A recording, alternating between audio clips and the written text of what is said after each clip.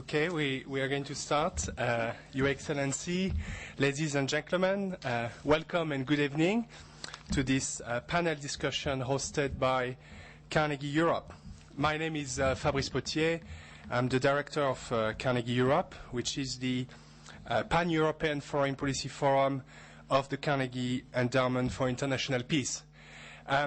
I apologize first for my cold. As you can hear, I have a slight cold. I suspect this is a cold from my kind colleague Dimitri Trenin when we were in Berlin last week. So I'm yet another victim of Russia's foreign policy assertiveness. I know. I could not miss this one. So we are here tonight until around 6:30, so we have a bit less than 1 hour and 30 minutes to talk about a common European security space. Normally, I don't mention the punctuation, but in that case, I think it's important to have a question mark at the end of this title, because the whole point of the panel is to question what is this concept, how can we define it, what will be the specifics of this common European security space. And to do that, we have three great speakers. Ambassador Martinez from the Hungarian Permanent Representation to NATO, Dimitri Trenin on my left, the director of the Carnegie Moscow Center, and my extreme right, we have Dr. Bobolo, who is the director for the China and Russia programs at the London-based Center for European Reform. So just before I turn to our first speaker, Dr. Dimitri Trenin, I just wanted to give a brief background about this proposal for a kind of common European security space, which was brought back to the agenda by President Medvedev this last summer, first in Berlin, which is quite symbolic, actually, and also in Evian at a meeting in August 2008. And if the Medvedev idea of a treaty is not necessarily the right answer, it raises a very useful question about, do we need a new framework, to actually a new concept to bring Europe, Russia, and to an extent the US around the same table and to develop a kind of more positive type of cooperation from the one that we have now that is partly driven by events and by tensions. So now I would like to turn to the first speaker, Dimitri Trenin, who, as I mentioned earlier, is the director of the Carnegie Moscow Center, and you have been with Carnegie since the creation of the center in Moscow. You are also a senior associate at the Carnegie Endowment for International Peace. Before joining Carnegie, you were in the Russian Army, and before that in the Soviet Army, because there was a slight change. And so first I would like to turn to you, Dimitri, and to ask you what is the rationale behind this Medvedev proposal? What is the good stuff and what is the less pertinent stuff? And what type of, I would say, strategic perspectives for better US and West relationship does it open? Good evening, ladies and gentlemen. First of all, let me thank you for giving us your time. Second of all, I would like to thank Fabrice for his introduction. And I would also want to say that his cold is not the result of any assertiveness, but rather the result of closeness and friendship. So beware not only an assertive Russia, but a friendly Russia too. Getting too close to it could be infectious. But people recover. Thank you. And you will very quickly, I'm sure. Let me say this. Last August, at the time of the Georgia War, the relations between Russia and the Western world plummeted to their lowest point in a quarter century. And I would even say they went back as far as pre-Gorbachev times. The Andropovs, the Chernenkos, and the rest of them. One illustration of how deep and dangerous misunderstanding could be between Russia and the West is this. Even as much of the Western world, at the time of the Georgia War, was wondering where Russia will strike next, i.e. after Georgia. At the same time, the Russian leadership in Moscow, all the way to include Mr. Medvedev and Mr. Putin, were probably wondering where the United States will start a new war of proxy against Russia. Because in their thinking, the war in Georgia was a U.S.-inspired war of proxy. And both groups agreed on one thing only, that the next possible hotspot could be Crimea, or would be Crimea. And I don't think it requires too much of imagination to say that had it actually been Crimea, for whatever reason, then the Georgia story would be seen as some small skirmish. The situation in Europe would probably be very different. It's a good thing that both visions were paranoid. The real situation did not point to the need for a collision. But the fact that we came too close to it is very disturbing. I think, ladies and gentlemen, that last fall we had a close shave with history. And hopefully we can draw lessons from that. I believe that the economic crisis, among the many things it did, was also a saving grace for the Russian-Western relationship. At least the people on the Russian side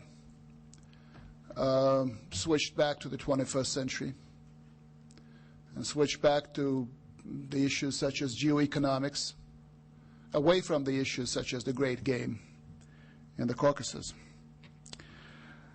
I think this would suggest a conclusion along the following lines. The fundamental problem in Europe at the beginning of the 21st century is that 20 years after the fall of the Berlin Wall, Russia is still not included in a meaningful Euro-Atlantic security community environment. Neither is Ukraine, for that matter, or Georgia.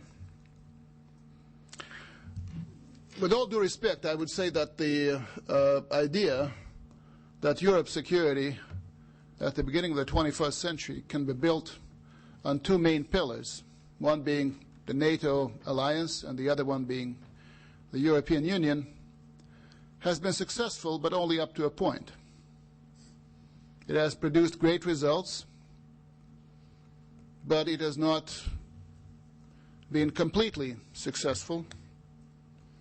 Moreover, watching the developments in and over Ukraine and in and over Georgia, I think you can make a conclusion that, or admission, that the process of NATO enlargement has probably reached its safe limits. I'm not saying it has reached its limits, but I want to stress the word safe. I think that the Georgia war has marked that point very clearly. If you look back before you look forward, or look ahead, I think you might agree with me that whereas the big problem, in terms of traditional security, the big security problem for Europe in the first half of the 20th century was the problem of Germany. In the second half of the 20th century, it was the problem of the Soviet Union and communism. At the beginning of the 21st century, it looks like it's Russia. Not in the same way that Germany and the Soviet Union were before, but in a different and yet very serious way. Unless that problem is solved, unless that challenge is met, Europe's security could only be suboptimal. The idea that somehow you can engage Russia by throwing bridges or footbridges between NATO and Russia, the European Union and Russia, has not really worked. It might have worked. I, for one, thought that partnerships would be the right approach between the West and Russia. But, you know, when an analyst is surprised, and I was surprised by the Georgia war, an analyst is normally surprised when he fails. And I think you fail in some of your assumptions.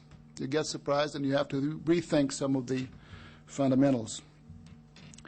Very briefly to Medvedev's proposal. I don't think it's much of a. I don't think it's a proposal. Let me put it this way. It's more of an idea.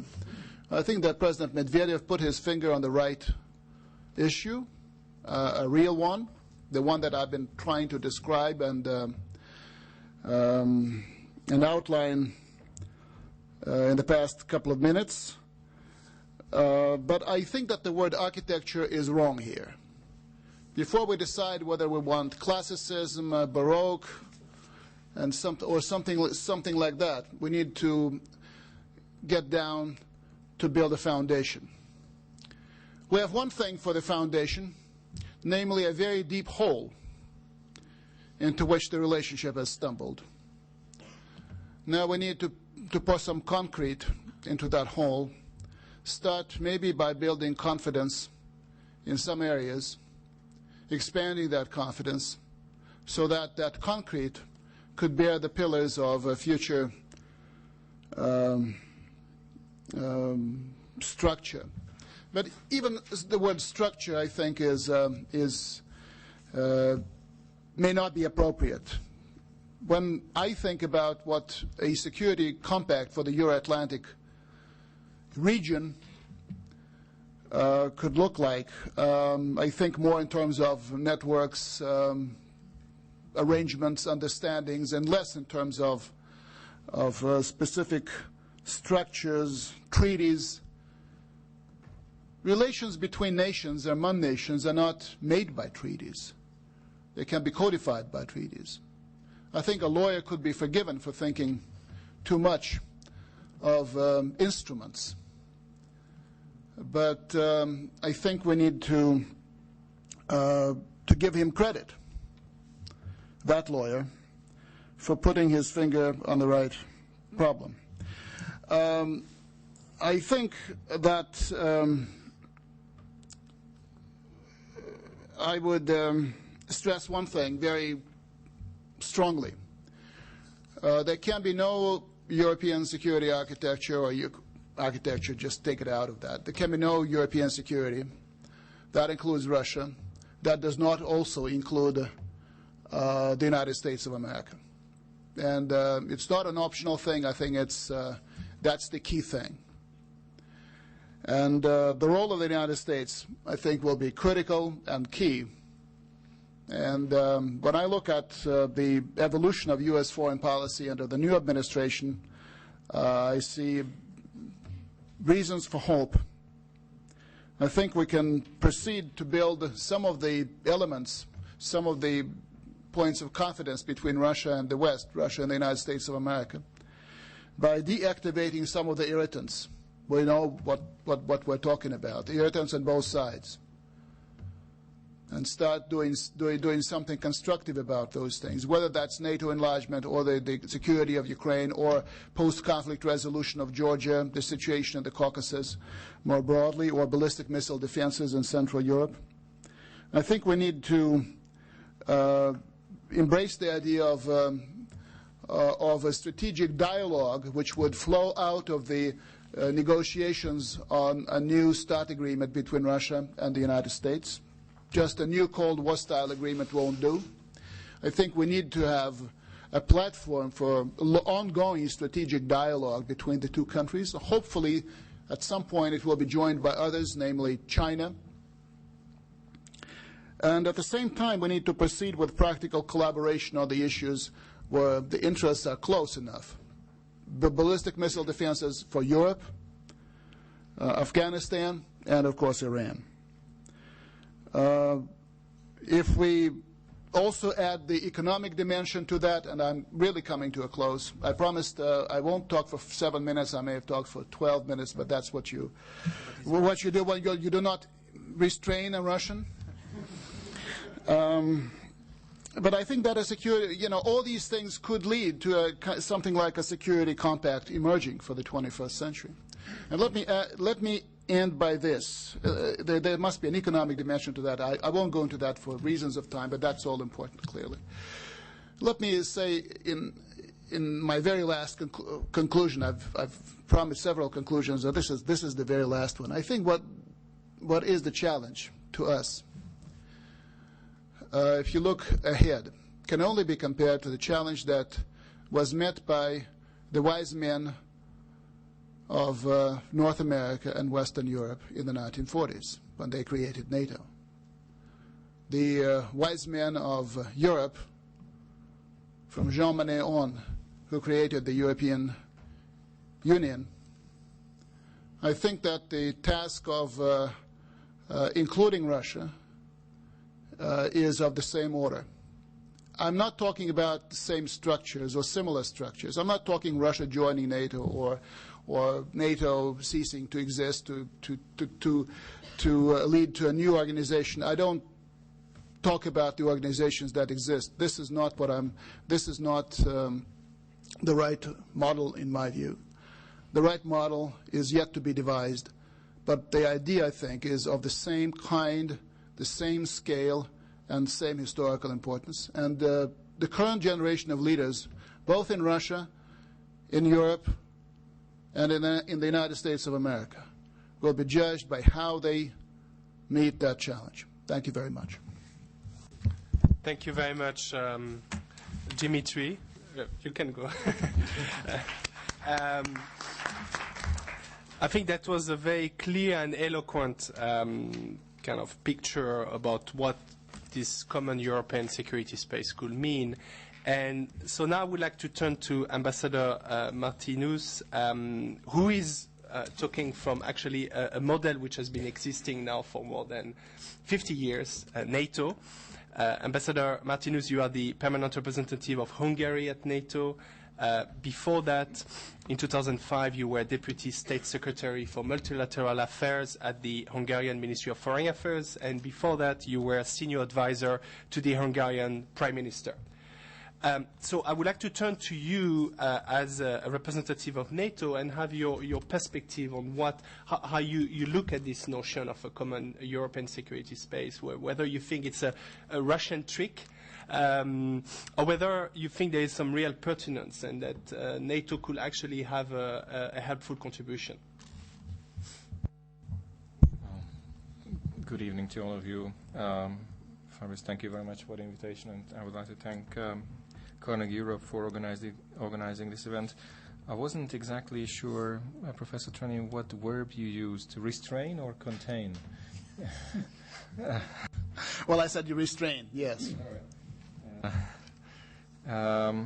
Fabrice, as far as your code is concerned, you see now that even when the bear is a friendly one, getting too close may be risky, right? The risk is a short-term risk. It's the risk of getting acquainted, not more than that. Okay. And I would love to say I'm happy to see so many familiar faces, but the fact of the matter is that I do not see any of the faces there because of the reflectors here. So this is kind of an inhumane treatment. This is a subject on which I really envy my non-governmental colleagues because they can speculate much more freely than an ambassador can. And on this issue, actually, there's a lot more speculation going around than really details and specifics. But based on that very little detail, let me just give you a brief description of how we perceive this situation. First of all, many people often refer to a new concept. Well, I'm not sure this is really new. We hear lots of familiar rhetorics. Familiar from the 90s, and I would say familiar from even earlier years. And of course, there is a big question whether this is really a concept. Painfully little specifics have been made available. We do not see concrete proposals. Ideas float around which on the surface seem to be politically correct and of course very acceptable, like the primacy of international law, cooperative security and others, but without substance and without specifics, these ideas mean very little by themselves and in themselves. Second, there seems to be a very strong focus on hard security, and there you have the question, to what extent this is relevant in an age when we define our most important threats as the negative consequences of globalization, the security consequences of global warming, energy security, terrorism, weapons of mass destruction, proliferation, cyber attacks, failing states, non-state actors that have the destructive power close to a state. So in that age, to what extent would a redesign of the European hard security landscape offer any solution to these challenges? And one may have its doubts. Third, still with the focus on hard security, to what extent this is in line with the Helsinki principles. I mean, 35 years ago, we came to an agreement that the quote-unquote European security space is much more colorful than just hard security. And then we have a concept which focuses mostly on hard security. So is this a new concept or is this something old? There is a notion that the European security architecture, although I agree with Professor Chanyin that perhaps the architecture is not the best word here, but there is a notion that the European security architecture needs to be somehow fixed. And then there is this other traditional conventional wisdom that if it ain't broke, don't fix it. We in Hungary certainly don't think that it would be broke. Some pieces don't work, that's quite clear. Others need some fine-tuning. But we do not see a major need for a general overhaul. Yet it is quite clear that a self-sustaining, predictable and stable European security construct, space, architecture, whatever, cannot be built without Russia, let alone against Russia. And certainly nothing could be further away from the truth. This is certainly not Hungary's intention to build a security structure without Russia. This is certainly not NATO's intention to build a security structure without Russia. Let me just offer some considerations, and here I may a little bit disagree with Dmitry. The NATO-Russia Council and the Pratica di Mare agreement of 2002, it offered joint decision-making with Russia. Now, if there is one privilege that NATO guards with absolute suspicion towards everybody outside NATO, that's decision-making. The Australians send 1,000 troops to Afghanistan, yet they don't come close to NATO decision-making. I mean, they are not part of it, full stop. That's it. They have to accept it. Nobody else, none of our closest partners, but the Russians. Yes, the system didn't work, as we all expected, but it was offered in 2002. It was on the table. The NATO-Russia Council is the only other structure in NATO that takes decisions, that has decision-making powers. And we agreed, it was a mutual agreement, we agreed with the Russians on creating that kind of structure. Another element, up to the Georgia war, we did not have any pre-coordination in NATO about Russia. We did not have meetings at 26 about Russia. All of our meetings were at 27. Yet another proof that we try to be inclusive, that we try to involve Russia. Did it work perfectly? No, it didn't. But there was an opportunity. There was certainly the political intention to involve Russia. Enlargement. Well, there are military and political modalities. These have been agreed before the enlargement of NATO with Russia. There is the deal that no nuclear weapons are going to be deployed on the territory of new members. there is the deal that no major conventional forces are going to be deployed on the territory of new members. These have been agreed with Russia before NATO enlargement. Actually, these have been agreed with Russia before Hungary became a member of NATO. So it's sort of difficult to say that NATO enlargement against this line would be against Russia. Certainly, from a Hungarian point of view, we have not felt threatened by Russia. We do not feel to be threatened by Russia, and our NATO accession was not against Russia. Yet, I know from personal experience that it's extremely difficult to convince the Russians about this. And let me offer some further considerations and contradictions, certainly not a conclusion, but just to point it out that there is a school of thought which says that if Russia has a problem, we all have a problem. Well, I would say I disagree, but it is certainly true that if Russia has a problem, we must listen and we must pay attention. But we also must recognize that in each and every one of the issues that Russia raises as a problem, Russian behavior and Russian policies are certainly part of the problem. CFE treaty, which, by the way, Russia gave up way before the Georgia War, the Georgia conflict, Russian pressure on the neighborhood. It is certainly true that our own policies have not always been perfect, just to mention again the CFE treaty. But I guess Russia is certainly part of those problems that it complains about. And finally, I think the only solution, not necessarily the solution, but the only way forward here is to talk and cooperate, not based on the illusions of the 90s, but perhaps on the interests of the first decade of the 21st century, because after all, the challenges are quite common. Whether it's going to be solved in the with the new concept or with some other way, that remains to be seen. Thank you. Thank you very much, and thank you very much for bringing a NATO cautious note. So I think it opens the debate very much. And now I would like to turn to Dr. Bobolo, who is the director of the Russia and China programs at the Center for European Reform. Bobo was before head of the Russia and Eurasia program at Chatham House in London.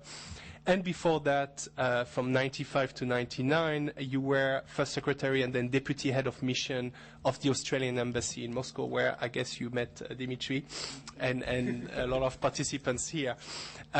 So, Bobo, I would like to turn to you because we talked about NATO, but there is also a European dimension to this discussion. And as you noted when we met before the meeting, you are not speaking for the European Union. It's on the other side of the street. But you can certainly maybe bring a European perspective on what will this notion of a common European security space mean for European countries? Well, what would be the European elements to it? Well, thank you very much, Fabrice, for inviting me, and it's great to meet Ambassador Martinez and my old friend Dima again. You asked about a European reaction to this common European security space and the associated proposal of President Medvedev, idea of President Medvedev. I think because Europe is so diverse, there have been so many different kinds of responses. None of them, I would argue, especially concrete. In a sense, the vagueness of the notion of a European common security space and the vagueness of President Medvedev's new European security architecture has provoked, in a sense, a countervailing vagueness and diversity in responses from the Europeans. So I think among these sort of reactions, I would say the first is one of cynicism and, oh, haven't we all been here before? And Ambassador Martinez flagged this about, isn't this to some extent a replay of the 1990s? Because I think there's a belief that the relations between Russia and the West are so difficult, maybe less difficult obviously than they were in August last year, but still rather difficult, still tense, that the notion of a common European security space is not especially useful. it's not especially meaningful. That really the reality is that Russia's security interests in Europe differ fundamentally from those of NATO, of EU, of European states, although, of course, there are some commonalities, agreed. That I think there's a reaction to Russia which says that it's Moscow, for all it's more sophisticated in the presentation of its policies, but fundamentally geopolitics remains central to Russian foreign and security policy, that the idea that balance of power notions and spheres of influence have lost none of their importance. There's also the idea that there's little confluence in values between Russia and the rest of Europe. Of course, there are universal norms as enshrined in the Helsinki Final Act. But the trouble is the interpretations of these norms differ so fundamentally that really they're not really a viable basis for common action on security matters. So the background kind of informs European reactions to Medvedev's security architecture initiative.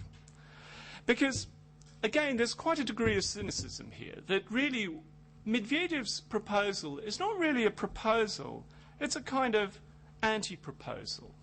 It has a certain objective, a broad vision, which is that Europe should be redefined to include Russia as a much more sort of influential player. So you have Russia in and the Americans out, or at least reduced.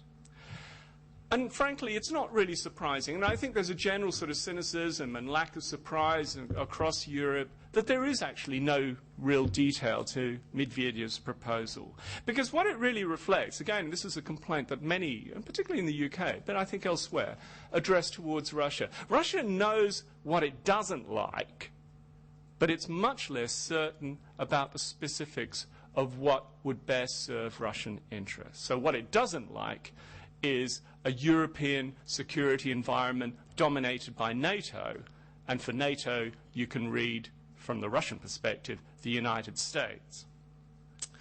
I think there's also quite a degree of suspicion towards the Medvedev proposal that it is deliberately vague, that its vagueness is intended to sow creative doubt among the Europeans. So, for example, in contrast to Moscow's tough approach on missile defense, on Georgia, on NATO enlargement, the Medvedev initiative is a kind of public relations stunt to sort of showcase Russia's reasonable, its constructive face. And this ambiguity is seen by many in Europe as deliberately trying to sort of exacerbate already extant divisions among the Europeans, some of whom say that this is all a trick, and others who say, no, see, Medvedev is actually different. You know, he is pro-engagement. The situation, the global circumstances, regional circumstances have changed. We need to be more conciliatory, more constructive towards Moscow. But I think fundamentally, I would say most people are still waiting for, well, come on, show us what you've got. Now, I think I want to move just quickly how I think the Europeans should react. I mean, it's obvious, really, that NATO and the EU, Europeans generally, need to react to Medvedev's proposals, notions of common European security space, etc., in a reasonably disciplined and coordinated fashion. I believe that they should show public receptiveness to the Russian proposals, but they should say, okay, we're interested, it sounds good, but they should also call the Russian bluff. They should say, what can you deliver? What do you mean? And it's really vital to emphasize that we want to see specific proposals, not abstract principles, many of which, as we know, have been replayed not just in the 1990s, but even in the Soviet period. I think it's really important for the Europeans to concentrate on specifics, to emphasize, as President Sarkozy did, that NATO remains a central element of any European security architecture. By no means the only element, but really the prime and most effective element, with all its flaws, of course. I think we need to, the point was made earlier, that Russians have a rather different conception of the primacy of types of security. It is, the Medvedev proposal fundamentally comes down to hard security. Yes, it's dressed up a little bit as soft security elements there, but it is about hard security. So that if we do decide to go down the path of a Helsinki Plus, a Helsinki 2, whatever you like to call it, then we have to emphasize elements like political security, democratization, civil society, respect for sovereignty. I think it's really important to try and push Moscow to address some concrete issues. Dima, for example, spoke about, you know, we have a big hole. We need to build the foundations. Treaties can codify relations, but they can't make relations. And really what we do need are confidence-building measures. We do need to concentrate on the concrete, the specific. And what this means, for example, is that Europe, and NATO specifically, should strongly encourage Moscow to resume participation in the CFE, should encourage Moscow to play a much more active and constructive role over Iran. Because ultimately these, rather than any sort of abstract European security framework, architecture, these are the real tests of Russia's commitment to engage substantively on security matters of interest to all of Europe, including Russia. Now, I just want to finish just very quickly with where I see things going. Dima is right when he says that the economic crisis was a saving grace for Russia-Western relations, because suddenly there was this much more critical, immediate issue that concerned us all. But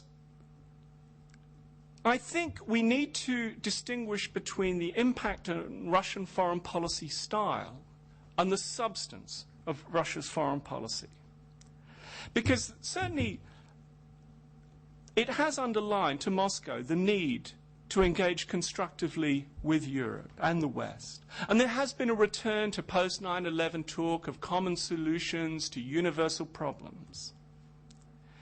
But we do have to be careful that in the same way that the post-9/11 consensus unraveled when it came from general principles to actually how you implement concrete policies, so there is a danger with in how we respond to the global financial crisis that we will think, oh, well, look, we can agree on the broad principles, but that this consensus could unravel quite quickly when we actually come down to the concrete. And that's what concerns me, because it concerns me that we tend to, when Europeans look at Russia, when the West looks at Russia, we lurch from one extreme to the other. We lurch from excessive expectations and optimism to a kind of dismal misanthropic fatalism. So I think in these circumstances, I'd ask everyone, Russians, Europeans, well, Russians are Europeans, I think, Americans, everyone really, that let's try and turn our attention a little bit away from broad, vague, but often somewhat empty initiatives and words like strategic partnership, common European security space, universal norms, common interests, so on and so forth. Let's instead focus on specific priorities: nuclear and conventional arms control, counter-proliferation vis-à-vis Iran, security stabilization in Afghanistan, conflict resolution, or at least conflict alleviation in the South Caucasus. Because it's going to be a long and hard and, frankly, rather messy road. And I think it's important for both sides not to be overly discouraged by disagreements and inevitable fluctuations and downturns in our relations. Yet we also need to, as Ambassador Martinez emphasized, we need to rid ourselves of these sort of illusions as well. And we all need, Russians, Europeans, Americans, we all need to retain a sense of perspective and exercise strategic patience. Thank you. Thank you very much, Bobo. I think that opens the next question I would like to address to Dimitri and then to the other speakers, to try to move away from this kind of PR operations or empty concepts. What could be the particulars or the specifics of the notion of this European common security space? If you can give us maybe some specific areas that were mentioned by all of you, like arms control, energy security, common neighborhood. How would it work? What difference would it make to the opportunities but also problems we have today? Well, I think that basically Bobo has given us a list of things that need to be looked at and that are being looked at right now. I think that when Medvedev's proposal was first aired, I took it as a headline without anything beneath it or beyond it. I think now it could be useful if we think of that as some kind of a vision, a long-term vision, say 25 years from now, 20 years from now, where we would want Russia to be vis-à-vis the West. Where would Russia see itself vis-à-vis the West 25 years from now? If we, for the purposes of having, let's say, a meaningful strategy, ask that question and try to give an answer in our various capitals to that question, I think that could be useful. But I totally agree with those who feel there's little need to talk about the things that have been codified in the Helsinki Final Act, and I don't think that we will think up anything that's radically different from what's contained there, what's contained in the UN Charter, what's contained in so many other documents. I don't think we need to spend any amount of time on those things. Just keep it as a vision, and that's all. Now, I think the specifics will be absolutely key. And clearly, there are things that need to be done. And the list can be pretty long, and it contains all sorts of elements. And I think that this is precisely what would lead to more confidence. Again, we're actually, the going may be easy in a way because the confidence, or let's say the trust. Trust is, of course, is a higher notion than just confidence. But let's say in August 2008, there was zero trust in the United States administration in Moscow, and zero trust in Russia, in Washington, D.C. I leave it to you to tell me where it was with regard to Europe.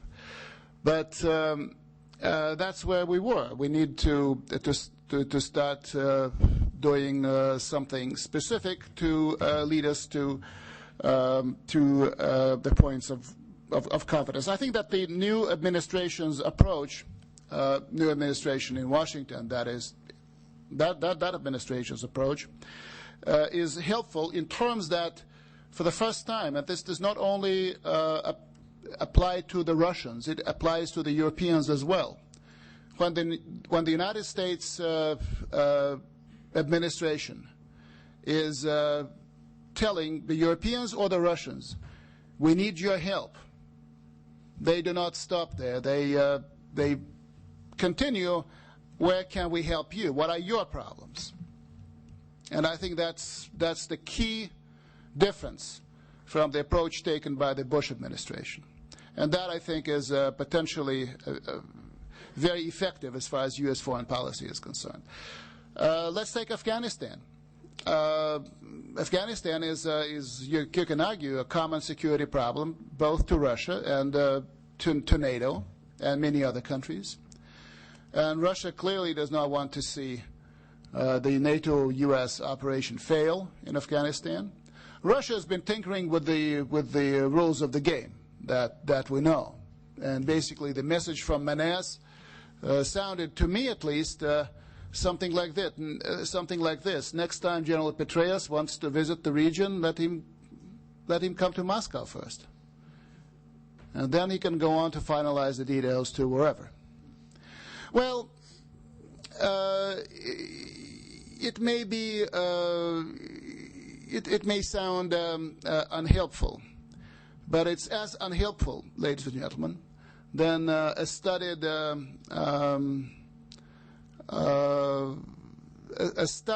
attitude toward Russia's nominal allies in the region.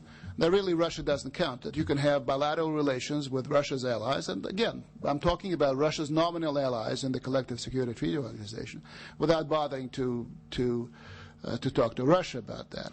Well, I think that a smart approach lies somewhere in the middle. You need to engage Russia. You need to talk to Russia. Of course, you do not prejudice the sovereignty of the nations involved. And in fact, the nations themselves have been very careful in steering among the various bigger neighbors and bigger players in the region. So Afghanistan is very important for Russia, for example, in terms of stemming the narcotics trade. Russia has been suffering increasingly from the flow of heroin and opium from Afghanistan, and we all know that drugs is, and Fabrice, of course, is the best expert on that, having spent time in Afghanistan. That drugs economy is an important element of the overall situation in Afghanistan, and you may say it has an impact on stability. So there are trade-offs here, as there will be everywhere. Now, Russia has been trying to get NATO to start serious cooperation on narcotics trade. It hasn't gone very far, but it's an important issue. I think that supplies to Afghanistan across Russia, political collaboration, there are some people who used to fight the Russians and are now Russia's, I wouldn't say friends, but at least partners in Afghanistan. They could be instrumental in, again, they were instrumental in 2001. They can be instrumental again. There are countries where Russia, to the north of Afghanistan, where Russia has some presence. Again, if you want to do Afghanistan, then let's do it on the basis of this new deal coming from Washington. So we have interests here. We want you to do something, and can we be helpful? Iran. Again, I don't think that there's a fundamental difference in the objectives as far as Russia and the West are concerned, or Russia and the United States are concerned. There is, I think Iran actually will be the make it or break it element of any new relationship. I think that within the next 12 months, we'll get to know how the Iranian issue will be resolved. Whether it will be resolved through diplomatic, political channels, or whether other channels or other means will be used. We don't have that much time. We have a window of opportunity of 12 months, more or less.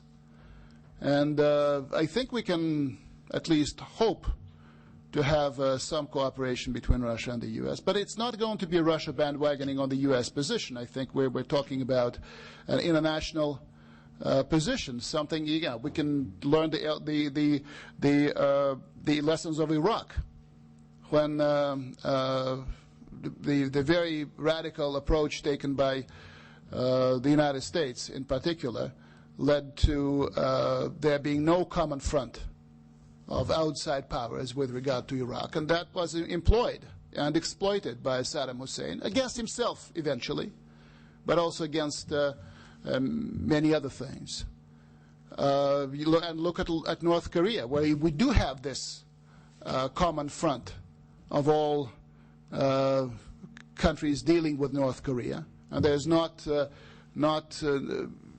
much of a possibility for the recently re-elected dear leader to play one major country off another major country. So this is, and I know, those are just two examples. I'm not talking about creating confidence out of thin air. I'm talking about moving ahead on those avenues that are open. But what I'm calling for is a more, let's say, co-equal relationship, which I think makes a lot of sense if we're talking about confidence.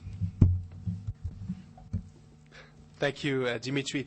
Before I open the floor for questions, I would like to turn to Ambassador Martinez, and who I'm sure would like to respond to Dimitri's points.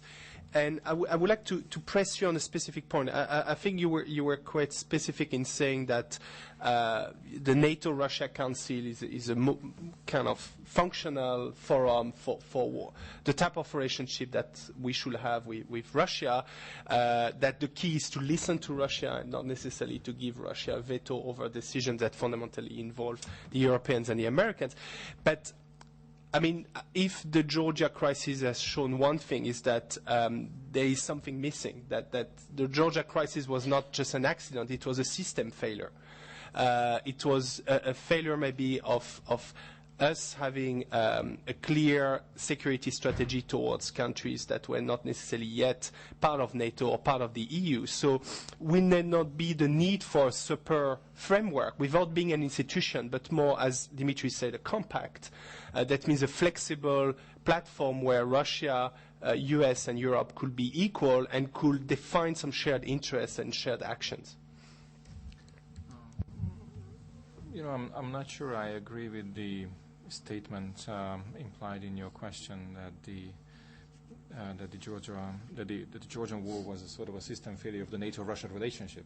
I don't think so. From that perspective, to me, it much more seems to be sort of a very unfortunate accident, and I can only be hopeful that we will learn a lot more about the genesis of the conflict. But I don't think that was a system failure in itself. But I would just like to go back a little bit to what Dmitry said. And I would like to start from a point that perhaps 20 years ago, global security was about, or was defined by, European security, more or less. Now the relationship has changed. European security is defined by what's going on in the world. Now, against that background, overhauling the European hard security architecture is increasingly irrelevant to the problems that we face. You asked for specifics.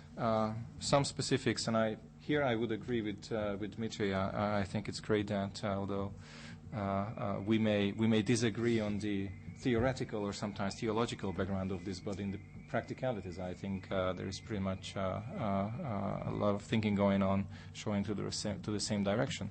Afghanistan, absolutely agree. Perhaps not with the Patriots part, but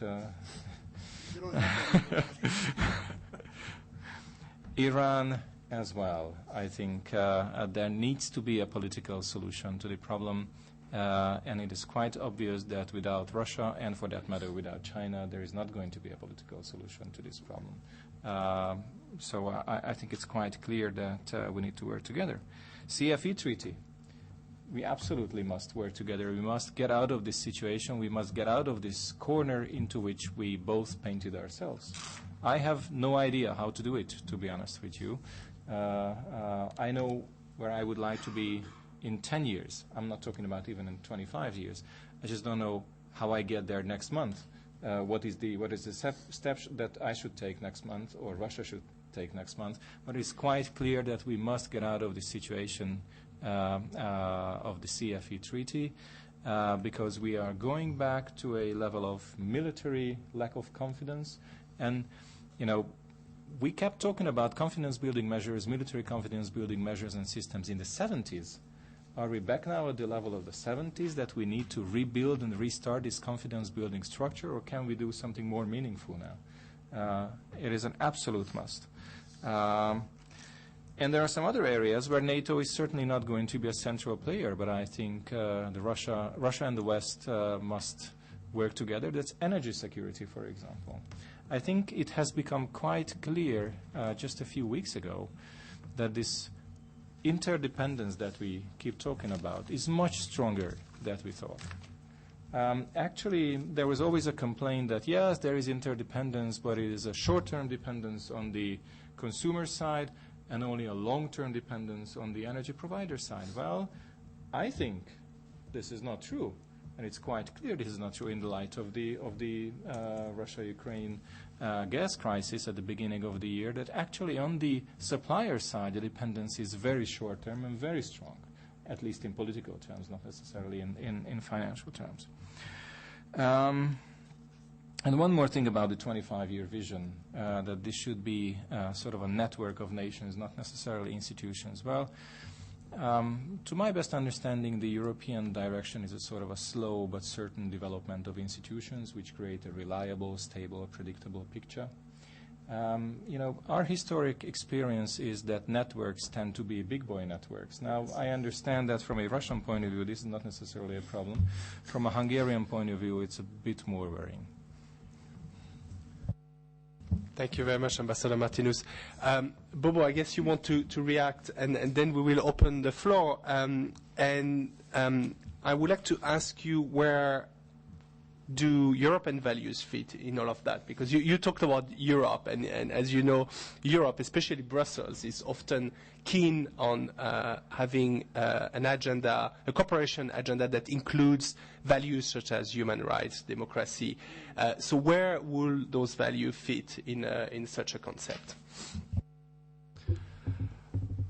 Well, actually, in a previous Carnegie Europe debate with Dima and Mike McFaul, I advocated that we really needed to move away, when we're dealing with Russia, from a values-centered debate to one that is based much more on hard-headed perceptions of concrete interests.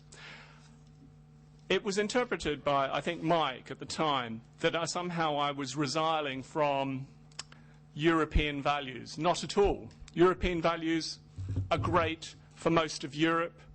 They are what made Europe great. Such values also made the United States great. But right now we're in no position, in no state in the world where we can actually push a values agenda onto Russia. So I'm saying we don't waste time on that. We can argue, we can emphasize things like territorial integrity, national sovereignty, by all means. But our interpretations of democratization, of civil society, of so many other things that we understand differ so fundamentally, as I mentioned before, that really we are talking about different things even if we're using the same vocabulary.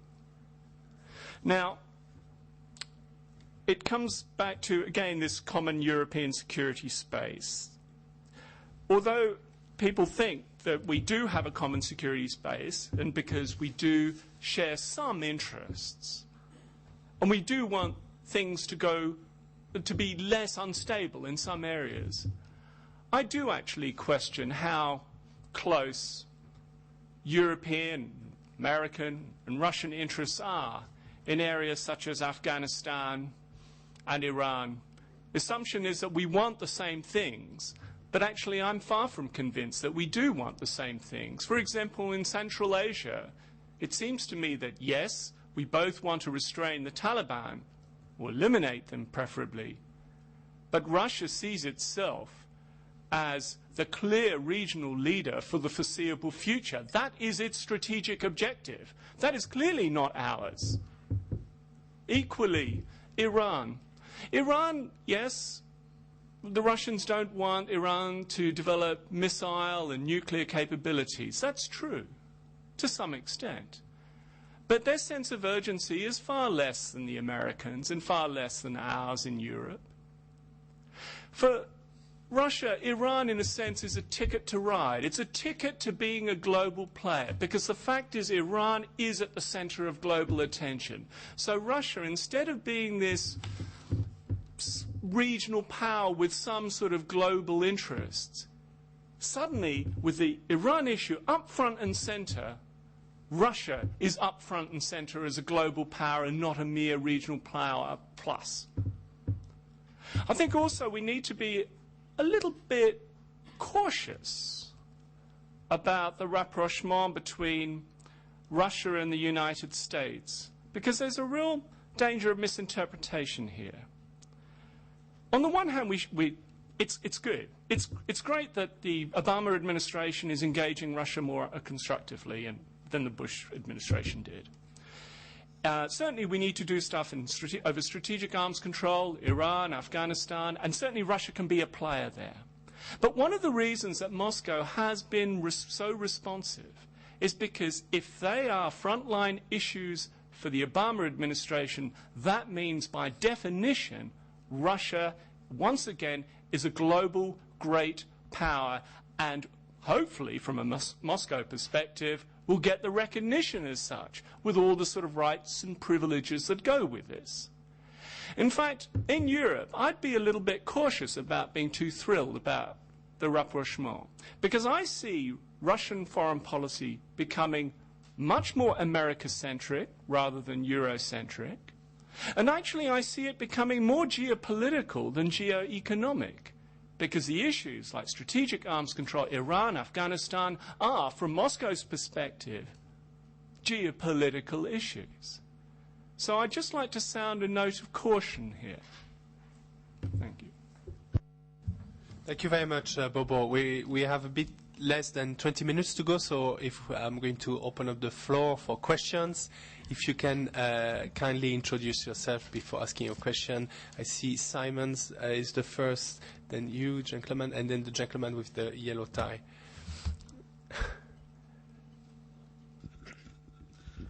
Yes, Simon Lunn. If we assume that there are these various areas of cooperation that have been elaborated on which the future relationship can begin to be put back on a normal footing, what happens still to the problem of enlargement that is still in the background? Everything that's been said so far by people suggests that, you know, that the two themes that have been prominent in Russian foreign policy is this sense of exclusion from the very early 90s, and then exclusion from a central configuration as NATO, and then seeing NATO enlarging until we got to the Georgia and Ukraine episode, or at least the Georgia episode, and Ukraine, of course, is left in abeyance. But, of course, we have the Bucharest commitment. So how do these two, how on the one hand do you perceive this building the normal relationship through areas of cooperation, and at the same time this issue in the background? How do you reconcile these two things? Thank you. Question, if you can speak with the microphone close. Thank you, so we can hear the question. Daniel Bocek, East West Institute. Couple of short questions to Dr. Trenin and Ambassador Martinez. Dmitry Vitalyevich, you mentioned this concept of need of reintegration of or integration of Russia into Euro-Atlantic security structures, and you mentioned there's a big project for the coming 25 years. Can you be more precise or speculate? I mean, which forms would it take? I mean, which like formal ways of doing integrating Russia into Euro-Atlantic? Would it be a specific security treaty with the US, or a new structure or integration with NATO? And second question to Ambassador Martinez. Your Excellency, you mentioned NATO-Russia Council and the decision-making, joint decision-making in NATO-Russian Council. Could you be more precise in saying which questions are being discussed jointly and which questions are being excluded from joint discussion? Thank you. Okay, thank you. And I think there was a gentleman with the yellow tie, absolutely. Thank you. Björn Fagerberg. I work on the policy planning staff of the Council, just up the road here. I agree completely with the notion that I think several of the speakers have mentioned, that we need to focus on sort of concrete things in terms of these sort of lofty principles which we all might sign up to, but then when it comes to interpreting them, we get into problems that we should think about. I mean, what I liked like to term as how do we get some good news? How do we get some positive sort of real things happening on the ground? And then one of the things that we're good at telling each other and others that we have common interests in the neighborhood, and that the so-called frozen or protracted conflicts are one of the things that we would like both like to deal with. And if you sort of put the CFE dimension into this, and if you look at what is the major sticking point there, then you end up thinking about what could be done to the conflict in Transnistria. And there was an attempt a couple of years ago that didn't go very well for reasons that I'm sure everybody in here is aware of. So I would be interested in asking, perhaps first and foremost, Dr. Trenin, first perhaps, do you see that there is is there a shared interest here? Might there be a willingness on the part of the Russian side to actually try to get something done on this conflict? And if so, what should we have learned from previous efforts, and how should we go about it from both sides this time? Thanks. Thank you very much. Any other question? Okay, so maybe we do another round if you don't mind.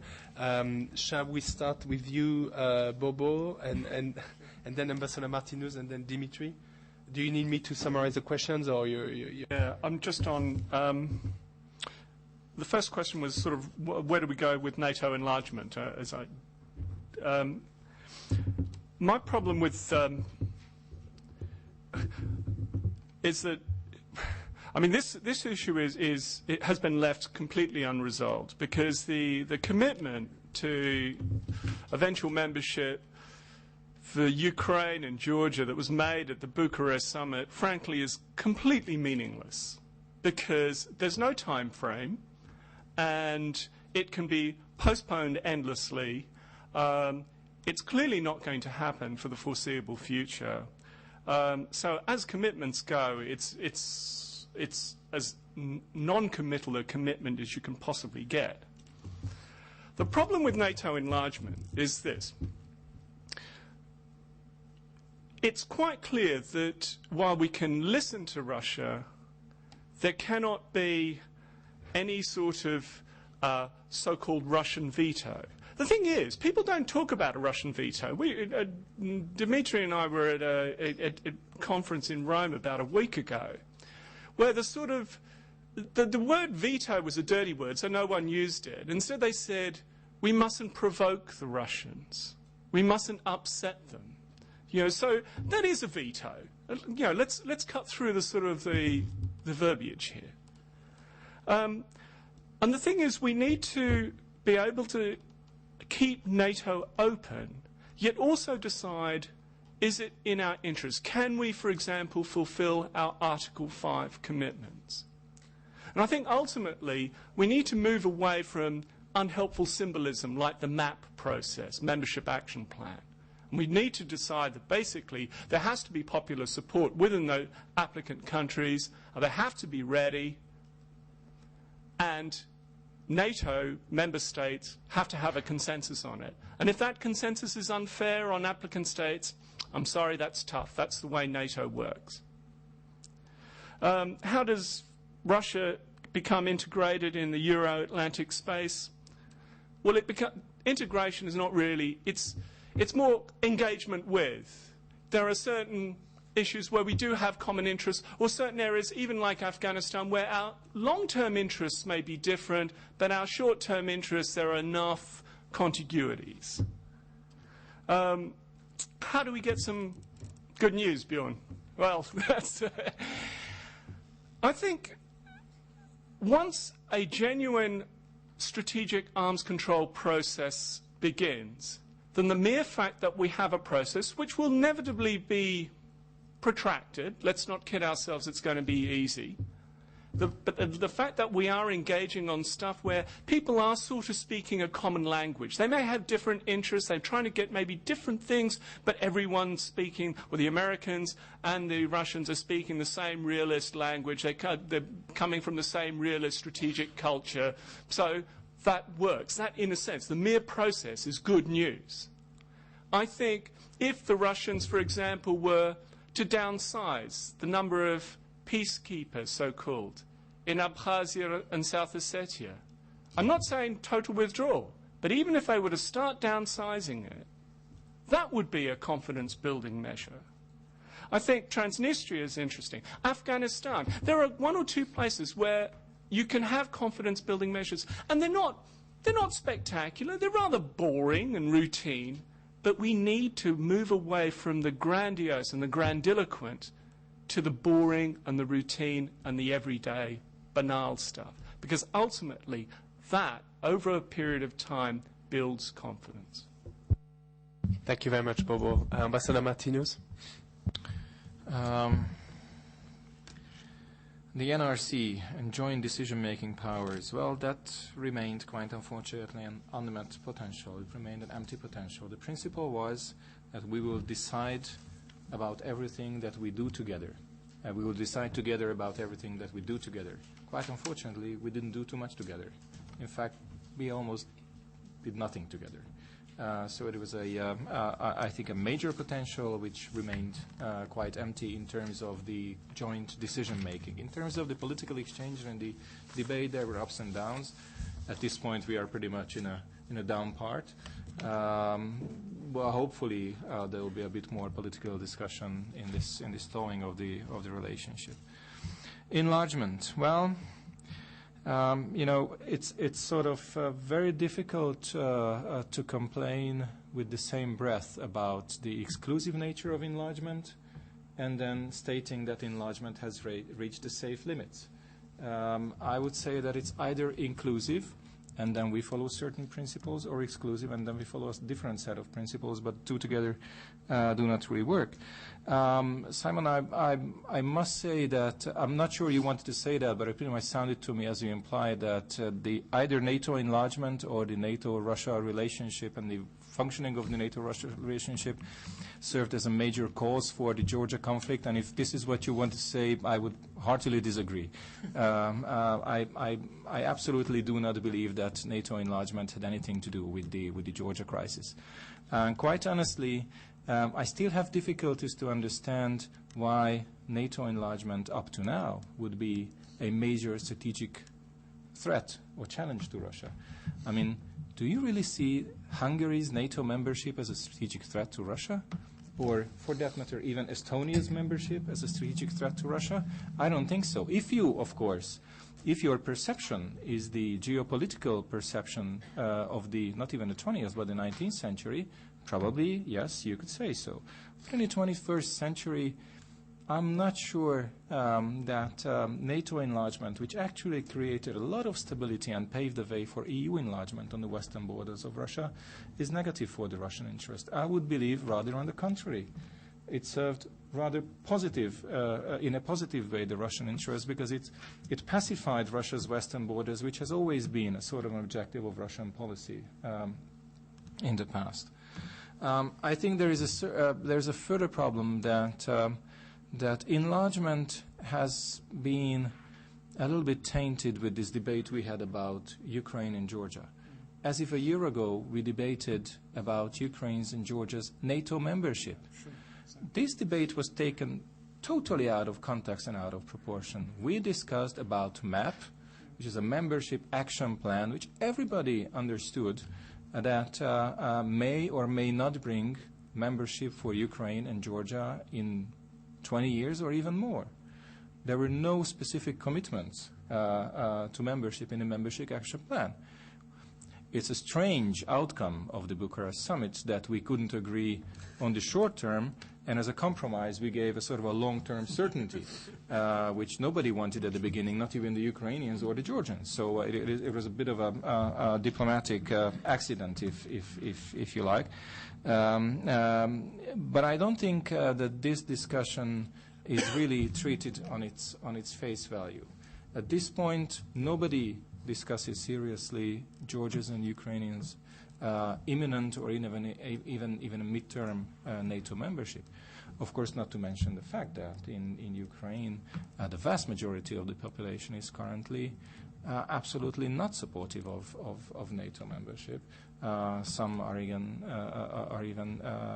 very strongly against NATO membership. So it's a very long road. I don't think that we make a service to ourselves if we look at the NATO-Russia or the West-Russia relationship only in the context of NATO enlargement. And how to get some good news? Afghanistan, not just military, but civilian development, political involvement of Russia. After all, it's a permanent member of the Security Council. I hope we will be able to move forward in missile defense, and I very much hope that we will be able to find some progress or confidence building on the CFE, although I must say that in CFE, I really don't think that Transnistria would be the key to the solution. Just about a year ago, we kept complaining that there are still a few hundred Russian troops in Ghouta, and that's why we cannot ratify the CFE, the adapted CFE treaty. Now the situation is much, much worse, so it's going to be extremely difficult to get out of that. Thank you. Thank you very much. Dimitri, you have the difficult task of answering the 4 questions and the responses in less than 2 minutes, so we can have another round of questions. Thank you. Fabrice, you put me on a spot. Quite frankly, Zoltan was complaining about his constraints of being the only official representative on this panel. Now, I would say I'm in even hotter waters because I'm actually reduced to a position when I criticize my own people in Russia and have to explain, which is seen as by some people as defending them when I'm abroad. Most people do the opposite. But that seems to be my predicament. Let me deal with it with the 2 questions, 4 questions. 2 questions in 4 minutes, do you say? Yes. 4 questions in 2 minutes. Okay, NRC. With all due respect, Zoltan, you know, it never was a joint decision-making mechanism. We all know that. Had it been so, Russia would have been a de facto member of NATO. Because all serious questions, all the questions that Russia considered serious, where decisions had to be made, were questions that Henry Kissinger, among others, thought were, would make Russia a de facto NATO member. And Russia was never allowed to do that. Why NATO enlargement is a bad thing for Russia, personally, I very much share your view. I don't feel threatened by Estonia or whoever at all, not at all. But I have to explain why so many Russian people, including the government people, and I do not buy the idea that it's just Soviet propaganda. The thing is, and now I want to refer to Bobo's very insightful comments. He said, and this has been, to me it sounded like, a revelation in a way. He said, fine, we can accept Russia's help in Afghanistan, but that would make Russia a regional power in Central Asia. And we don't want that. Okay? So Russia as a regional power in Central Asia is bad for Western European interest. Same, Russia doing something for us in Iran, but that puts Russia front and center globally, and we don't want that. Okay? The veto thing. Of course Russia does not pretend to be it would be foolish to claim veto powers, but we live in a world where we have to be reasonable when we deal with all sorts of people. Does China have veto power over Taiwan? Of course it does. Who in the United States administration would ever support Taiwan's independence? They would rather go the opposite way, which they did quite recently. Is that China's veto power? De facto, it is. And the United States wields perhaps the greatest veto power of all in all corners of the world. That's a reality. And it would be foolish of the Russian government and many other governments not to recognize the power of the United States of America. They can only do that at their own peril. Now, the questions in quick succession. Enlargement to Ukraine. I think this. Had the Ukrainian people been, I wouldn't say unanimous, but had there been a reverse ratio, Zoltan mentioned that, a reverse ratio in support of NATO's enlargement, there wouldn't be any power on earth to prevent Ukraine from becoming a member state. But right now, when the vast majority of 17-year-olds in Crimea feel alienated from the Ukrainian state, people should not be playing with fire within Ukraine. It's a country which, thank God, has not experienced armed conflicts in its territory. It's a miracle that Ukraine has advanced as far as it has in peace and harmony, relative harmony.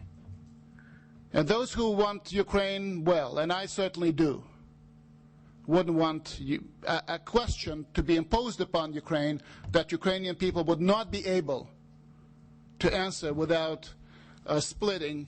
Perhaps this split could be deep. On Georgia, in Georgia, of course, the situation is different. The vast majority of the population, the entire elite, are pro-NATO. But what kind of Georgia are we talking about?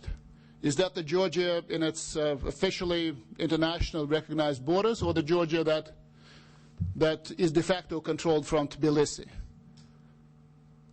If it's the former, then people will be importing armed conflicts with Russia.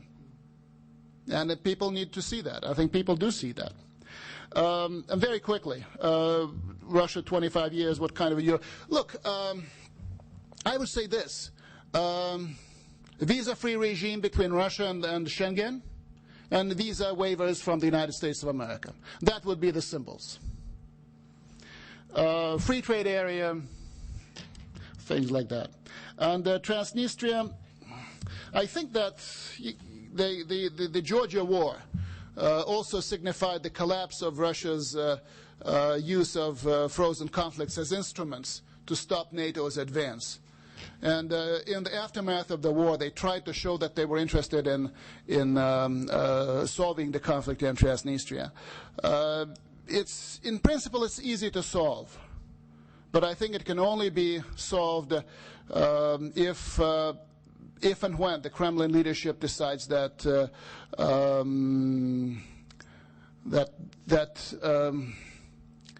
let me put it this way, that this is a priority thing for them, and if they decide to do that together with the European Union, that would signify the Kremlin's decision to partner in real terms with the European Union. I hope they will come to the conclusion that in the Caucasus, i.e. Georgia, no single power, including Russia, can be this famous security guarantor.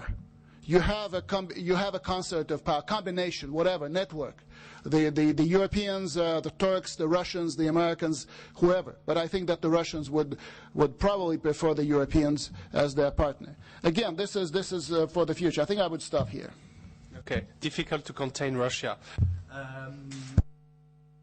It's past, but I think we are ready to go for 5 more minutes. So let's take a last round of questions. The lady with the blue jacket, and then Roxana, and then the lady at the back. If you can find the microphone in the seat, the gentleman is going to help you. Thank you, Max. Hello, I'm Teresa Fallon. I'm an energy analyst, and this is a question for the entire panel about... You touched on energy security, but that's as far as it went. With the new accession states, there's some built-in vulnerabilities. In the past, EU was never more than 25% dependent on Russian gas. Now we have countries 95% dependent, 99% dependent, and it seems to have just the EU's been oblivious to this strategic vulnerability. Now NATO has said that they want to step in and protect, and no one really understands what NATO would do in case of a... What are they going to do? Force them to, pump the gas? Are they going to protect the pipelines? And I was at a conference and I asked the Secretary General. And he said, "Well, NATO's not in the energy business, but it's still very opaque what they could possibly do." So I'm curious what the panel thinks about energy security. Is the EU really doing anything about it? And what can be done? Thanks. Thank you very much, Roxana. Yes. Yeah. Thank you. Roxandra Popa from the NATO Parliamentary Assembly. The consensus on the panel seems to be that we should really try to focus on practical areas of cooperation. I understand that, but to follow up a little bit on what Simon was saying, the fact remains that the rationale, one of the rationales for the Medvedev proposal was this feeling or perception in Russia that Russia is not an equal partner in European security issues. And that issue is going to come back on the table regardless. Could you please explain to me what has changed? I mean, the issues that you've mentioned, Afghanistan, Iran, the CFE treaty, all these issues were on the table before. So yes, we've reached the bottom in the Georgia affair, and yes, we had the financial crisis. Yes, we have a new administration in the United States with a new approach. But is this enough to really make a difference and reach an agreement on these practical issues? And a second question, if I may, I was very interested in what Dr. Lowe said right at the end of his presentation, or maybe his reaction, on the risks of a possible disconnect between America and Europe, of Russia basically turning to the US more and less to Europe. And I would like to ask the panel if they could react to this comment that he made, and I thought was very interesting. Thank you. Thank you very much. And the final question from the lady at the back. Hi, Catherine Woolard from the European Peacebuilding Liaison Office. Just a couple of quick questions about the EU's soft power.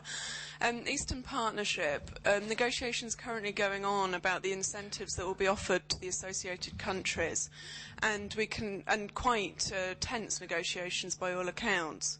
And presumably Russia's reaction is an issue there. I would be interested in hearing the panel's comments on that, given previous objections, in a sense, to attempts to exert soft power, for instance, the almost closing down of international NGOs within Russia, many of whom received funding from the Commission, etc. A related point, the European Security Strategy places a great emphasis on regional cooperation, and this just isn't happening, basically. I wonder if this is a way to lead into constructive engagement with Russia. I mean, we see that now in the Balkans, regional cooperation has ground to a standstill. Within the Eastern Partnership region, there seems to be a lack of ideas about how to set up meaningful regional cooperation. And I would be interested again to hear with some of the ideas that the panel have put forward about substantive engagement with Russia that could be used. Thank you. Thank you very much. Okay, we have like less than 5 minutes left, so maybe we can start with Bobo and then Ambassador Martinez and then close with Dimitri. There are, if I'm correct, 5 questions: energy security, one about Russia's status as equal or not equal partner, the risk of a wedge between the US and Europe toward building a relationship with Russia, the question of the Eastern Partnership, and the question of the regional cooperation. So, Bobo, you have 1.5 minutes. Thank you. Okay, just very quickly, just a very quick response to Dima's final points. There's nothing wrong with Russia, nothing illegitimate about Russia being a leading regional power in Central Asia, but with being a leading regional power in Central Asia comes you're naturally going to control a sphere of influence. And while that's perfectly legitimate, it's not an interest, I would argue, that's shared by Europeans and Americans in Central Asia, or not to mention the Chinese. As for Iran, absolutely right that Russia should be a global player on a global issue. However, there is a sense that Russia might have a vested interest, not in complete instability over Iran, but also neither in complete stability and prosperity, because in that case the Iranians wouldn't go to Russia, they'd go to the United States and Europe, and so Russia would lose its leverage. So while there's that sort of state of strategic uncertainty, if you like, Russia has an interest. So the question is whether it translates this into a constructive role. We don't know. We need to see. Now, energy security, what would NATO do? Nothing. NATO's got no business doing energy security. This is an EU issue. It's up to the EU to develop its sort of internal network pipelines. It's really, and again, the Russian, if I were Russian, I'd exploit European disunity like a shot. Of course, this is natural. We're not in this for charity. But really, so it's up to the Europeans to get their game together. but they've got to do it through the EU. NATO is just irrelevant here, frankly. On the Medvedev proposal and creating a new format, the problem is it's not the format that creates a cooperation. If there is a more cooperative mindset, both in Russia and in the West, then you'll either make the existing structures work, or it'll be much easier to create a new set of structures and institutions that will work much better for both sides. EU soft power, Eastern Partnership. Unfortunately, the Eastern Partnership, I think it's a worthwhile initiative, but it reflects the fact that NATO enlargement isn't going to happen for decades, well, for a couple of decades, I would argue. EU enlargement to the east, pretty unlikely too. So what do you give? What do you give as a consolation prize? I know, the Eastern Partnership. But do you actually put significant resources into developing this Eastern Partnership? Now, we've seen from sort of some of the budgetary disputes that actually the commitment isn't there. The commitment is people are much more focused on what the global financial crisis is doing to their particular countries. They don't want this Eastern Partnership. It's like a little decoration. So I'll leave it to that. Thank you, Bobo. Ambassador Martinez. Thank you. I'll try to respond only to two issues. Energy security. Well, NATO defined its role as a potential anti-terrorist role. Certainly not relevant to Russia, but we should not forget that our energy security issue is not only about Russia. I would say not even in many countries, not even primarily about Russia. Protection of sea line of communications, extremely important. Most of Europe's oil comes from the Middle East.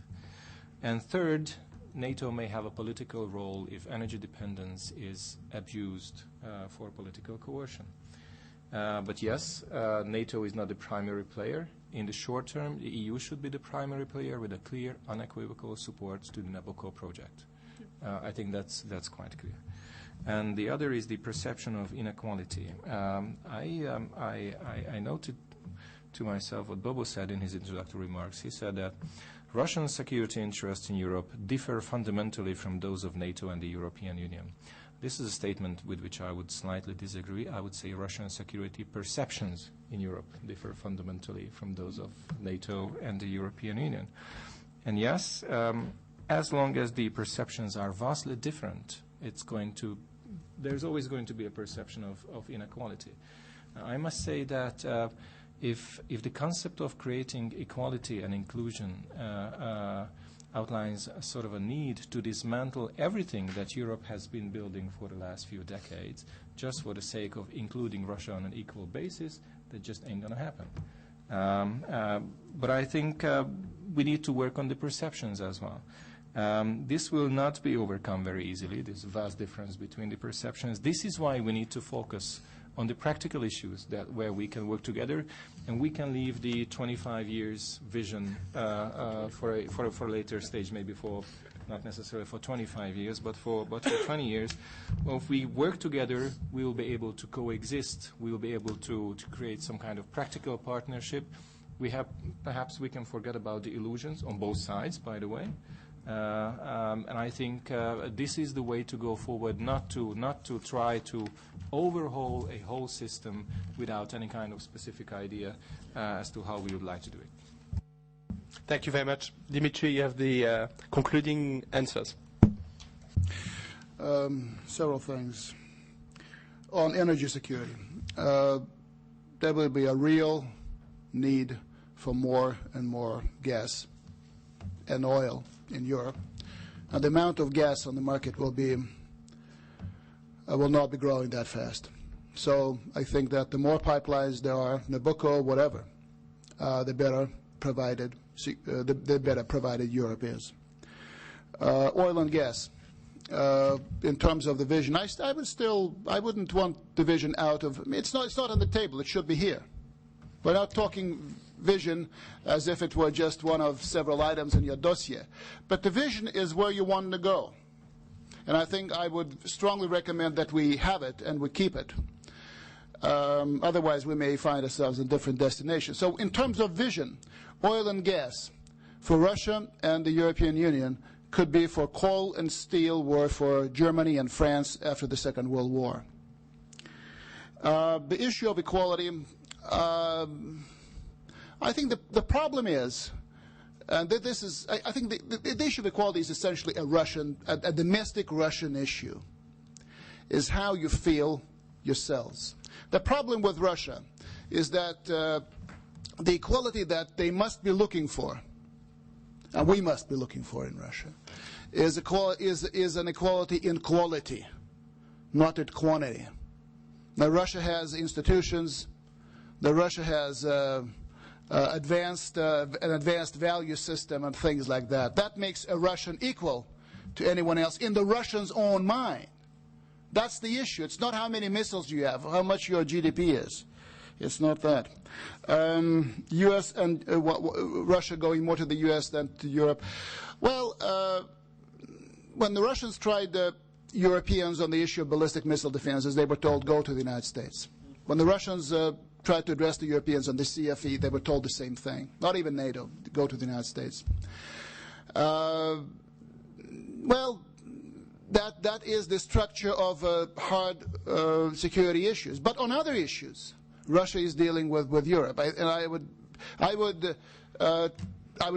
would like to emphasize that Russia does not disparage the European Union at all in its thinking. Europe is the most important single reality with Russia has to live and actually enjoys living next door with. And very lastly, Eastern Partnership. I don't think it has created a storm in Russia. No. I think it has barely been noticed so far. Thank you very much, Dimitris. Thank you, Ambassador Martinez, Dr. Bobolo, and thank you to everybody for staying a bit late. And I think it's a conversation worth pursuing. Thank you very much.